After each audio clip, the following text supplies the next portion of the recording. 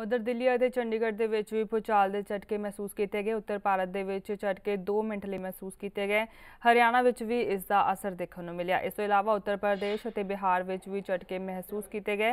भूचाल के झटके इन्ने तेज सन कि लोग घरों तो बाहर आ गए। भूचाल की तीव्रता 7.5 मापी गई है। हर लोग सड़क पर आकर के एक एक गांव चले जाएं और डैमेज असेसमेंट करें। जब बात हो रही है तो अभी सीतामढ़ी में फिर ट्रेमर हुआ, तो इस तरह से लगे हुए हैं सब लोग डैमेज असेसमेंट अभी तो, और है ये काफ़ी सीवियर। और नेपाल में ही एपी सेंटर है जो नेट से पता चल रहा है। काठमांडू से 87 या 89 किलोमीटर नॉर्थ वेस्ट है एपी सेंटर, और 7.5 रिक्टर स्केल पर। उस हिसाब से पूरा असर है। नॉर्दर्न पोर्शन में तो और ज्यादा असर होगा। तो अभी कहा है सब लोग लगे हुए हैं और सूचना भी दे रहे हैं। मैं सिर्फ ऊपर वाले से यही दुआ प्रार्थना कर सकता हूं कि इसका किसी पर कोई विपरीत असर ना पड़ा हो।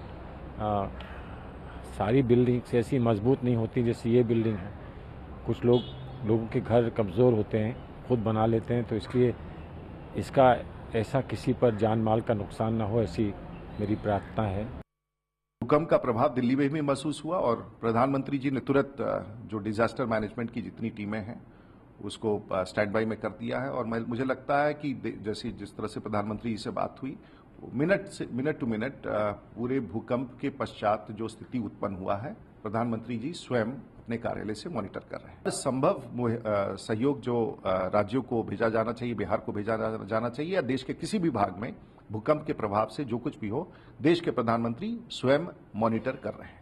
आज नीतीश जी और मुझे बुलाए थे नेताजी, है ना, और आप लोगों भी चले आए होंगे महक करके, स्मेल करके कि आज कुछ हो रहा है। तो हम लोग आए, मिले। हाँ, अभी शुरू हुआ तो भूकंप का खबर मिल गया, याद है ना। पटना वासी हमारे बिहार का लोग नेपाल के नजदीक में हुआ, तो ये ठीक नहीं था। तो हुआ, नेताजी ने कहा कि भाई पहले भूकंप का देखो, जायजा लो आप लोग, क्या हुआ नहीं हुआ, फिर हम लोग बैठे हैं। अभी जो जानकारी मिली है उस आधार पर मैंने अपने अधिकारियों को कहा है कि जल्दी से उसका असेसमेंट लें कि कहीं किसी प्रकार का कोई नुकसान तो नहीं हुआ है।